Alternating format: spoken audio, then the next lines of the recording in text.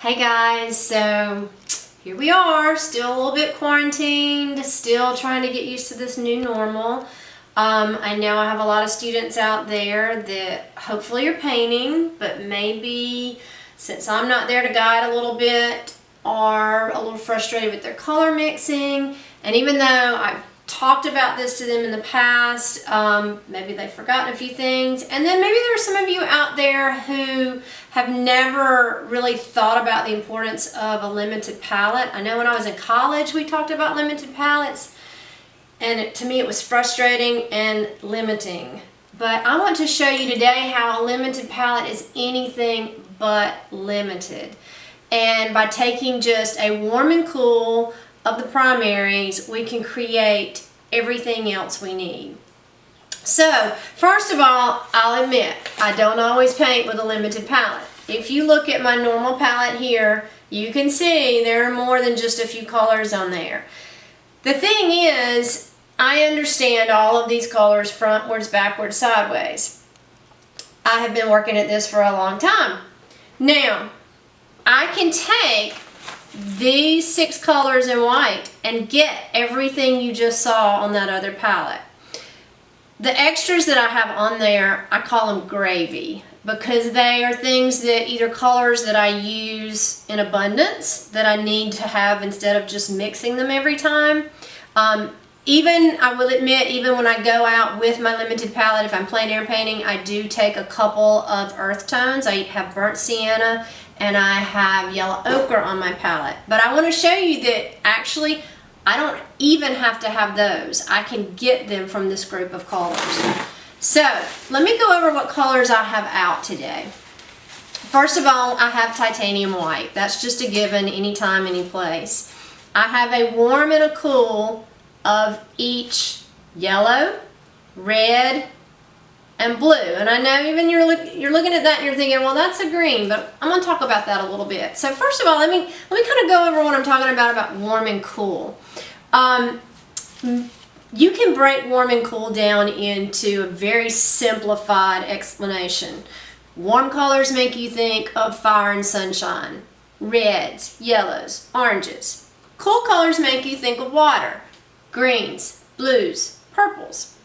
Cool colors push things back, help them recede. Warm colors bring things forward, help them to look closer to you. Now it gets a little bit more complicated when you take those and find warm and cools within the warm and cool. So let me show you what I'm talking about. So here I have cadmium lemon and cad yellow medium. These are actually gambling colors. And if you don't have cad lemon, because you can only get cad lemon and gambling in artist grade, but if you're using like a 1980 student grade paint, you can use cad yellow light or Hansa yellow. So if you look at these two yellows, you'll notice that one yellow leans a little bit toward orange or red. One yellow leans a little bit more toward green or blue. So this is my cool yellow here, the cadmium lemon, and this is my warm yellow here, the cad yellow medium. Let's go to the reds. So it's a little more obvious here. Cad red light definitely has more of a yellow orangier color, a warmer color. Alizarin crimson leans more toward blue, obvious. Look at that dark, deep color there. So that cools it down. Okay. My blue family up here, I have ultramarine blue, which is going to be my cool blue. And then I have phthalo green. Yeah, it's green. It's not blue. But you'll see as I lighten it, I'm going to use it more like a warm blue. So if we look over here at my color wheel, again, some of this is very simplified to many of you. We have primaries. Red, yellow, blue, right? We have secondaries, green, purple, orange. How do you get the secondaries? You mix 2 of the primaries, and we're going to do that in just a second. Another very, very, very important thing when you're mixing color, I'm working in oils today, but this applies to any color. Pastels, watercolors, acrylics, whatever you're using. there's a group of colors that are called complementary colors. Now, complementary colors have two different meanings. If you're side by side, they make each other brighter. So if you put one against the other, they'll make each other brighter. But the definition we're going to use the most is if you mix complements together, they mute or dull each other. So what are the complements? We have three main families. Complements are opposites on the color wheel. So purple and yellow, orange and blue, red and green. Okay? So just know, if your yellow needs to tone down, maybe get a little browner, you can put a little purple in there. Blue and orange are anything in those families you can put together and push toward grays. All of these will lean toward grays if you mix them enough. Need a maroon and you have a lighter red, you can take a darker green into that lighter red and get a form of maroon. It's all recipes. And so when you looked at my palette at the beginning and you saw all those colors, it's a lot harder to figure out 14 colors than it is to figure out 6. I used to teach my students with all 14. I have a colorist background. I studied with a student who studied with Henry Hinchy for years. I love color. But teaching students and learning the basics of color mixing, let's start small. And then as you figure these out, you can add some colors, trial and error. But your paintings will have more harmony the more that you can keep that palette of colors a little bit smaller. So let's talk about some mixing. Yeah. Okay. So first off, we only have primaries out here. Now, like I said, I know that's a green, but I never ever use that green as a green in a landscape. I may use it in a mixture for a green in a landscape, but it's way too artificial to use as a natural green without some additive. So I'm going to start off my mixtures by coming up with my secondary colors. Now, so the first thing I'm going to come up with is orange.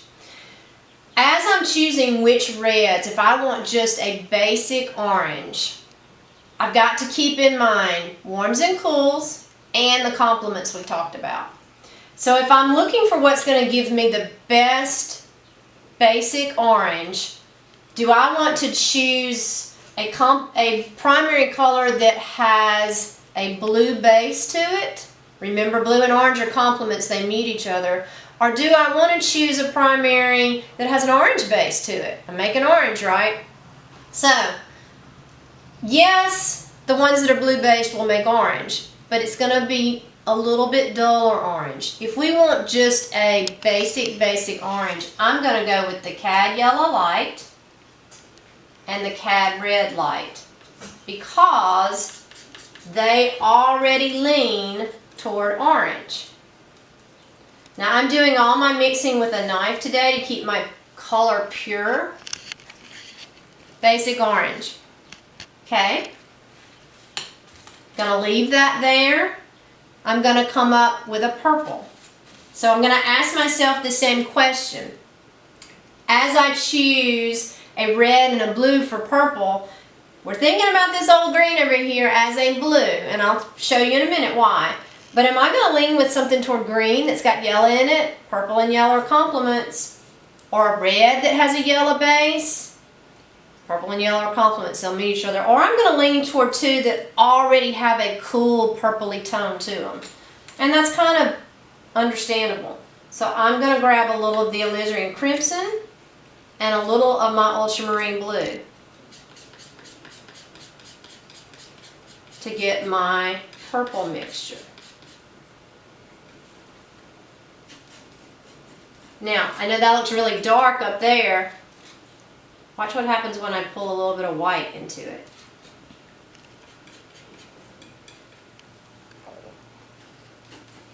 A little more purple. I go even tint it down a little bit more. A little more purple. And I recommend you do these color charts. So this is a color chart. Now it's not as neat and blocked out as some people's color charts are, but I believe in color charts. And what that is, This is a color chart with my limited palette for cadmium lemon. I have taken pure cadmium lemon and tinted it down with white so I can see just what yellows I get with cadmium lemon. Then I have mixed it, about 70% cadmium lemons, 30% other color, all the way across with each. This is with cad yellow medium, this is with the cad red light, this is with the alizarin crimson, this is with the phthalo green, and this is with the ultramarine blue. So those are my mixtures and those are my tints down, just to see what color combinations I can get. I recommend doing this with every color on your palette so that you truly learn what your colors can do. Okay, so we have our orange, we have our purple. What about our green? Now, I said in the earlier part that we are using phthalo green as a blue. So do you see when I add white, it becomes almost a turquoisey blue. I use this color a lot in skies. You can add a little touch of the ultramarine blue to it and get really close to a cerulean blue if you don't have that tube with you, which is kind of a turquoise color. Okay? As far as mixing greens, I'm a big mixer of greens because I'm a landscape painter. So it depends on the green you want. If you want just a basic out of the color box grass green, I'm going to go with the ultramarine blue and the cad lemon.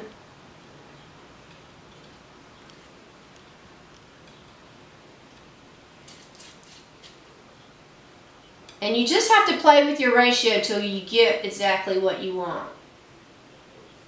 So there's a good basic green. Now, if I want that a little darker and duller, I'm going to pull a complement into it. Red is a complement to green. I want it darker, so I'm using a darker red.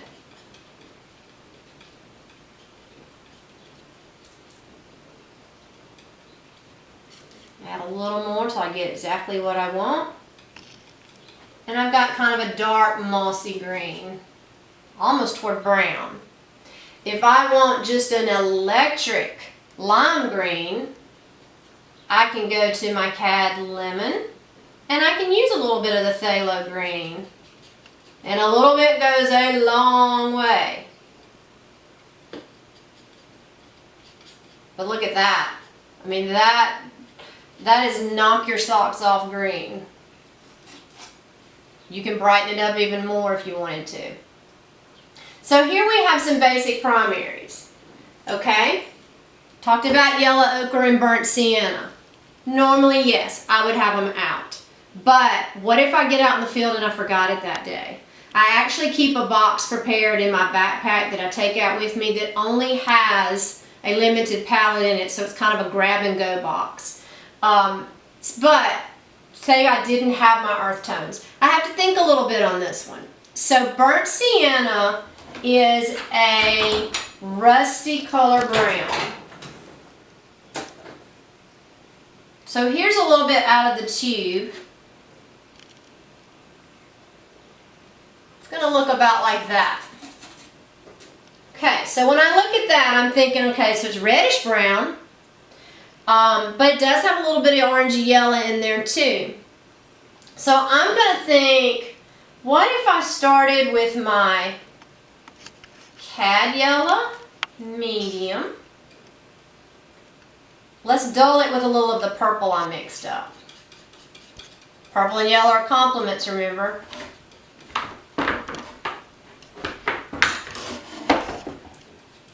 Okay, so I've got a brown, but it's not quite as orange as what I'm looking for. What if I pull a little of my orange in there?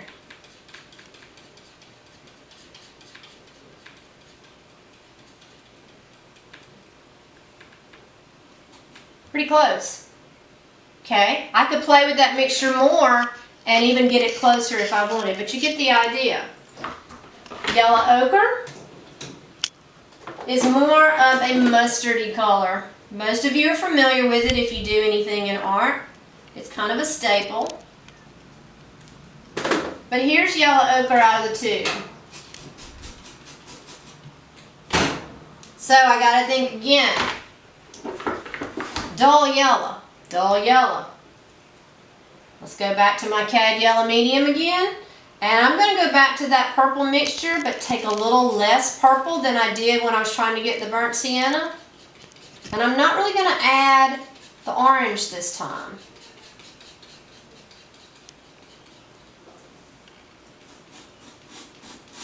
Pretty close, right? Now, the one thing that you won't ever see on my palette is black. Does that mean I don't use black? No. There's so many variations of black out there that I prefer to mix my own. So, I'm going to think primary colors again, because if you take dark versions of all your primaries, you're going to get black in some form or another. So that's what happens if we take a little bit of ultramarine blue, alizarin crimson, and some of my phthalo green. Let's see what our mixture looks like there. I'll be honest, my best and favorite way to mix black is I use burnt sienna and ultramarine blue. But what if I didn't get out with it that day? So I've taken these three and ta-da, there's my black. So I hope this helps you try to experiment with a limited palette.